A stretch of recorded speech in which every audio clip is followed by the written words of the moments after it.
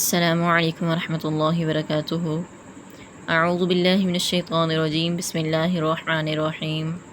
رب اشرح لی صدری ویسر لی امری واحلل عقدۃ من لسانی یفقہوا قولی۔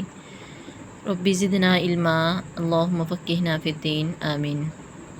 جی آج ہم پڑھیں گے سورۃ النور کا رکوع نمبر 4۔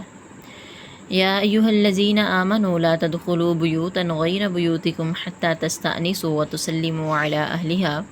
ذالکم خیر لکم لعلکم تذکرون۔ اے لوگو جو ایمان لا چکے ہو، لا تدخلوا بیوتا، نہ تم کسی کے گھر میں داخل ہو، غیر بیوتکم، اپنے گھروں کے علاوہ کسی اور کے گھر میں داخل نہ ہو، حتی تستانسوا، یہاں تک کہ تم اجازت طلب کر لو، وتسلموا علی اہلہا، اور ان گھر والوں کے، گھر میں جو رہنے والے افراد ہیں ان پر سلام پیش کرو،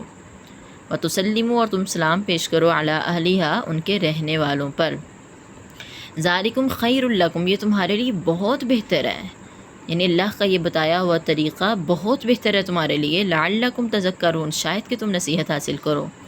تو اس طریقے اس آیت میں ہمیں بتایا گیا ہے کہ اگر تمہارا اپنا گھر ہے تو تم جو ہے وہ صرف سلام لے کر بھی جا سکتے ہو، اجازت لینے کی ضرورت نہیں ہے، اور اگر کسی اور کے گھر میں جاتے ہو تو سب سے پہلے اجازت طلب کرو، اور پھر بعد میں جب تم اس کے گھر میں پہنچو تو پہلے سلام لے کر اندر جاؤ، کیونکہ کوئی انسان کسی اور ایسی حالت میں بھی بیٹھا ہوگا یا کوئی ایسا کام کر رہا ہوگا جس سے آپ کو بھی شرمندگی کا سامنا کرنا پڑ سکتا ہے اور ساتھ ساتھ گھر والے کو بھی، تو اس لیے بہتر ہے کہ انسان جو ہے وہ سلام کر کے جائے تاکہ انسان جو ہے وہ بہتر پوزیشن میں آ سکے۔ فَإِن لَّمْ تَجِدُوا فِيهَا أَحَدًا فَلَا تَدْخُلُوهَا حَتَّى يُؤْذَنَ لَكُمْ وَإِن قِيلَ لَكُمُ ارْجِعُوا فَارْجِعُوا هُوَ أَزْكَىٰ لَكُمْ وَاللَّهُ بِمَا تَعْمَلُونَ عَلِيمٌ۔ فَإِن، پس اگر لم تجدوا فیہا، اگر تم نہ پاؤ ان گھروں میں کسی کو بھی، فلا تدخلوها، تو نہ تم ان گھروں میں داخل ہو، حتی یؤذن لکم، یہاں تک کہ اجازت دی جائے تمہارے لیے، اور جب تمہیں کہا جائے کہ لوٹ جاؤ تو تم واپس ہو جایا کرو، یہ تمہارے لیے بہت پاکیزہ ہے، اور اللہ تعالیٰ خوب جانتا ہے جو تم عمل کرتے ہو۔ اور اس آیہ مبارکہ میں ہمیں بتایا جا رہا ہے کہ اگر ایسے گھر ہیں جن میں کوئی جو ہے نا فَإِن لَّمْ تَجِدُوا فِيهَا أَحَدًا، اگر گھر میں کوئی بھی نہ ہو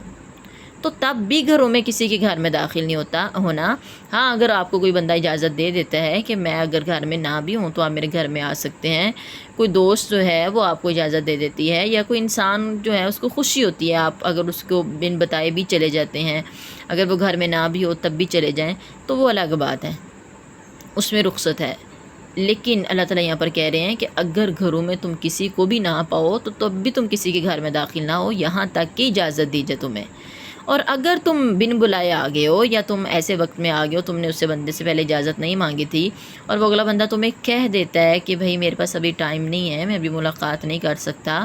اور آپ ابھی چلے جائیں، کل آ جائیے گا، تو اللہ تعالیٰ کہتے ہیں کہ لوٹ جایا کرو، یہ تمہارے لیے بہت پاکیزہ ہے، یعنی اس میں غصہ کرنے کی ضرورت نہیں ہے۔ اور ہم جو ہے ہم تو بہت زیادہ غصہ دکھاتے ہیں اگلے بندے کو، ہم کہتے ہیں اب تو میں کبھی بھی نہیں ہوں گی تمہارے گھر میں، اس نے میرے ساتھ یہ کیا کر دیا۔ اللہ تعالیٰ کہتے ہیں یہ بہت پاکیزہ ہے تمہارے لیے، اس سے تمہاری عزت نفس محفوظ رہے گی، اگلے بندے کو بھی خیال ہوگا، تمہیں بھی پتہ ہونا چاہیے کہ معاشرے میں رہنے کے کیا اصول جو ہے نا اصول و ضوابط ہوتے ہیں، اور اللہ تعالیٰ خوب جانتا ہے جو تم عمل کرتے ہو۔ لیس علیکم جناح ان تدخلوا بیوتا غیر مسکونۃ فیہا متاع لکم واللہ یعلم ما تبدون وما تکتمون۔ لیسا، نہیں ہے تم پر کوئی گناہ، ان تدخلوا بیوتا، یہ کہ تم ایسے گھروں میں داخل ہو جو غیر مسکونۃ، جن میں رہائش نہیں ہے، فیہا متاع لکم، ان میں تمہارے لیے فائدہ ہے۔ تو اللہ تعالیٰ کہتے ہیں کہ ایسے گھر جن میں کسی خاص بندے کی رہائش نہیں ہوتی، وہ خالی پڑے ہوتے ہیں، یا پھر آپ کہہ لیں کہ کوئی ہوٹلز وغیرہ ہوتے ہیں، تو اللہ تعالیٰ کہتے ہیں اس میں تمہارے لیے کوئی بھی فائدے کی چیز ہے، تم اس سے کوئی فائدہ اٹھا سکتے ہو، تو ایسے گھروں میں جانے کے لیے اجازت کی ضرورت نہیں ہوتی۔ واللہ یعلم، اور اللہ تعالیٰ جانتا ہے جو تم ظاہر کرتے ہو جو تم چھپاتے ہو۔ قل للمؤمنین یغضوا من ابصارهم ویحفظوا فروجهم ذلک ازکی لهم ان اللہ خبیر بما یصنعون۔ اے نبی، آپ مومن مردوں سے کہہ دیجئے کہ وہ نیچی رکھیں من ابصارہم، اپنی کچھ نگاہیں، من جو ہے سے، من کا ترجمہ کیا ہے سے، من ابصارہم، اپنی نگاہوں میں سے،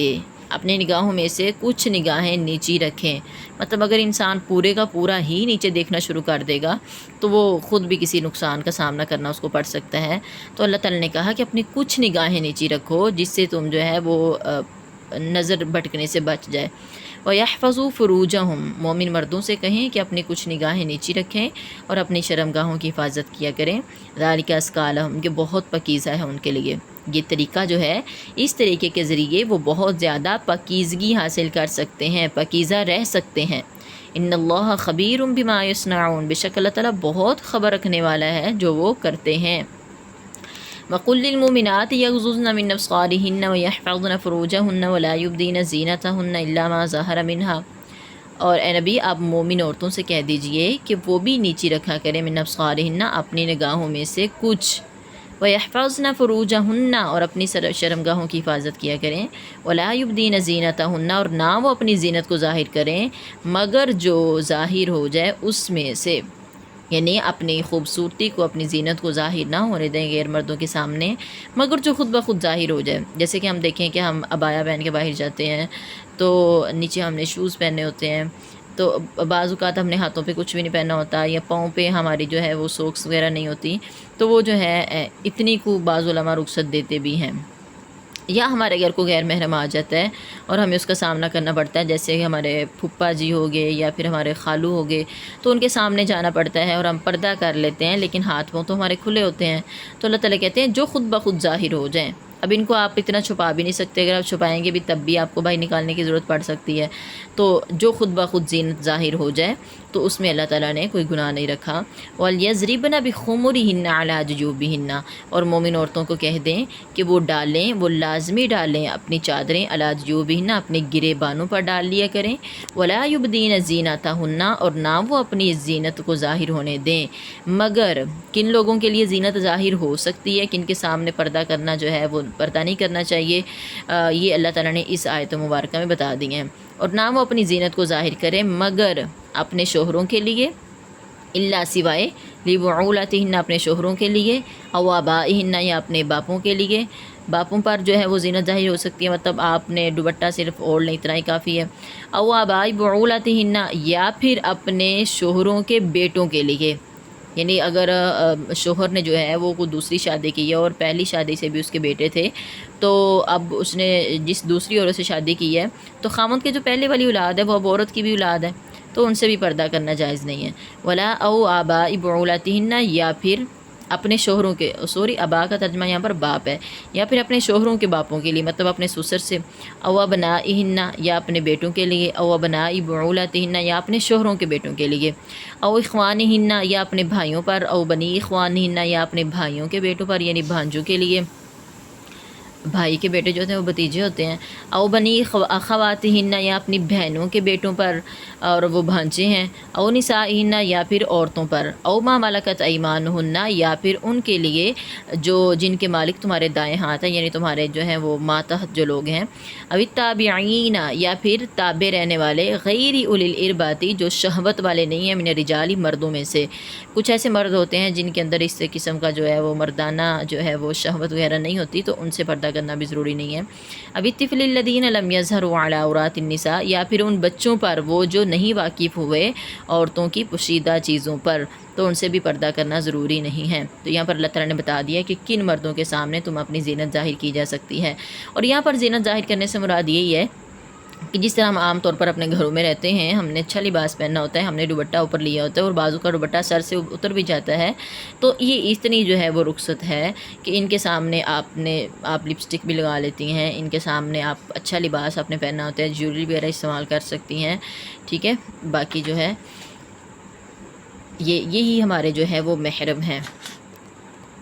ولا يضربن بأرجلهن ليعلم ما يخفين من زينتهن وتوبوا إلى الله جميعا أيها المؤمنون لعلكم تفلحون۔ ولا يضربن بأرجلهن، اور نہ وہ ماریں عورتیں بأرجلهن، اپنے پاؤں، ليعلم، تاکہ جان لیا جائے جو وہ چھپا رہی ہیں اپنی زینت میں سے۔ مطلب اگر انہوں نے ایڑی والا جوتا پہن رکھا ہے یا انہوں نے جو ہے وہ پازیب وغیرہ پہن رکھی ہے، تو وہ پاؤں کو مار کے نہ چلیں کہ ان کی زینت ظاہر ہو اور مرد ان کی طرف مائل ہوں۔ وتوبوا إلى الله جميعا أيها المؤمنون، اور اے تمام مومنوں تم سب اللہ کی طرف توبہ کرو، لعلکم تفلحون، تاکہ تم فلاح پا جاؤ۔ وَأَنكِحُوا الْأَيَامَ مِنْكُمْ وَالصَّالِحِينَ مِنْ عِبَادِكُمْ وَإِمَائِكُمْ،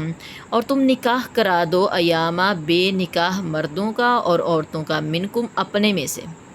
اللہ تعالیٰ کہتے ہیں اگر کوئی تم میں سے بے نکاح مرد ہے یا عورت ہے تو ان کا آپس میں نکاح کروا دیا کرو، تم نکاح کروا دو بے نکاح مردوں اور عورتوں کا آپس میں سے، منکم اپنے میں سے، والصالحین اور جو نیک ہیں، من عبادکم تمہارے غلاموں میں سے، و امائکم اور تمہاری لونڈیوں میں سے، اور اگر کوئی تمہارا غلام یا لونڈی جو ہے وہ نیک ہیں، اچھی جو ہے وہ ان کی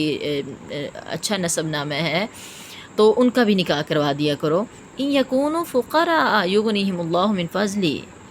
اگر وہ فقیر ہیں تو اللہ انہیں غنی کر دے گا اپنے فضل سے، اور اللہ تعالیٰ تو بڑی وسعتوں والا ہے اور بہت جاننے والا ہے۔ وَلْيَسْتَعْفِفِ الَّذِينَ لَا يَجِدُونَ نِكَاحًا حَتَّى يُغْنِيَهُمُ اللَّهُ مِنْ فَضْلِهِ وَالَّذِينَ يَبْتَغُونَ الْكِتَابَ مِمَّا مَلَكَتْ أَيْمَانُكُمْ فَكَاتِبُوهُمْ إِنْ عَلِمْتُمْ فِيهِمْ خَيْرًا، اور لازم ہے کہ بچیں، وَلْيَسْتَعْفِفْ اور لازم ہے کہ بچیں وہ لوگ، لا یجدون نکاحًا جو نہیں پاتے نکاح، مطلب جو نکاح کا سامان نہیں پاتے، جو نہیں پاتے نکاح کا سامان،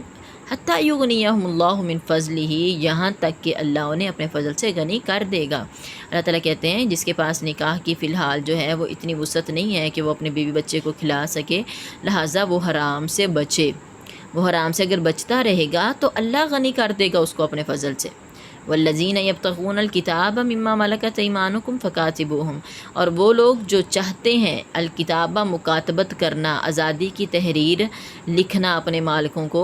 مما اس میں سے جو مالکت مالک ہوئے ہیں، ایمانکم تمہارے دائیں ہاتھ، یعنی تمہارے دائیں ہاتھ جن کے مالک ہوئے ہیں، جن غلاموں کے اور لونڈیوں کے، اگر وہ تم سے مکاتبت کرنا چاہتے ہیں، یعنی وہ تم سے آزادی حاصل کرنا چاہتے ہیں، تو اللہ تعالیٰ مالکوں کو حکم دے رہے ہیں فَكَاتِبُوهُمْ، پس تم انہیں آزاد کر دو،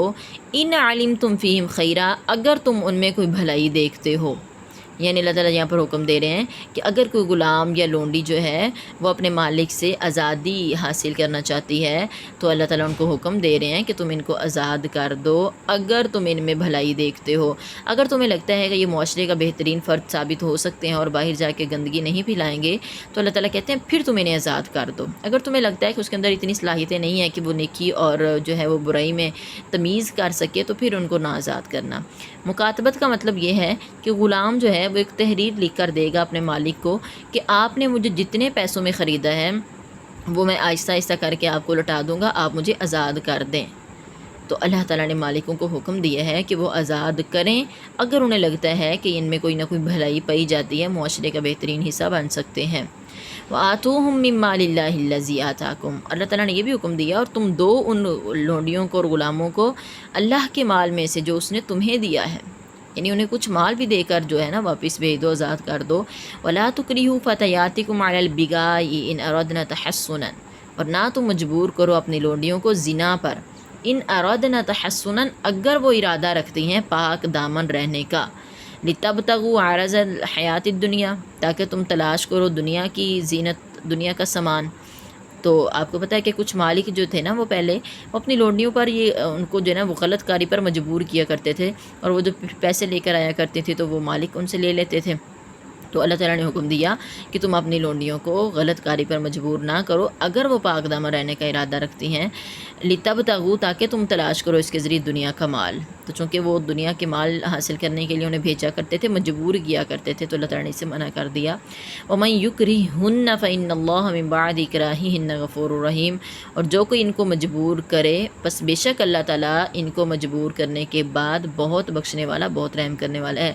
یعنی اگر اس حکم سے پہلے کسی نے اس طرح کا کام کیا تو اللہ اسے معاف کر دے گا۔ وَلَقَدْ أَنزَلْنَا إِلَيْكُمْ آيَاتٍ مُبَيِّنَاتٍ وَمَثَلًا مِّنَ الَّذِينَ خَلَوْا مِن قَبْلِكُمْ وَمَوْعِظَةً لِّلْمُتَّقِينَ، اور یقیناً تحقیق ہم نے اتاری تمہاری طرف واضح آیات، وَمَثَلًا مِّنَ الَّذِينَ خَلَوْا مِن قَبْلِكُمْ، اور ان لوگوں کی مثالیں جو تم سے پہلے گزر چکے تھے، وَمَوْعِظَةً اور یہ نصیحت ہے لِلْمُتَّقِينَ متقی لوگوں کے لیے۔ جی تو آج کا ہمارا چوتھا رکوع مکمل ہوا ہے۔ اللہ تعالیٰ سے دعا ہے کہ اللہ تعالیٰ ہم اس پر عمل کرنے کی توفیق عطا فرمائے، کیونکہ اگر جب تک ہم عمل نہیں کریں گے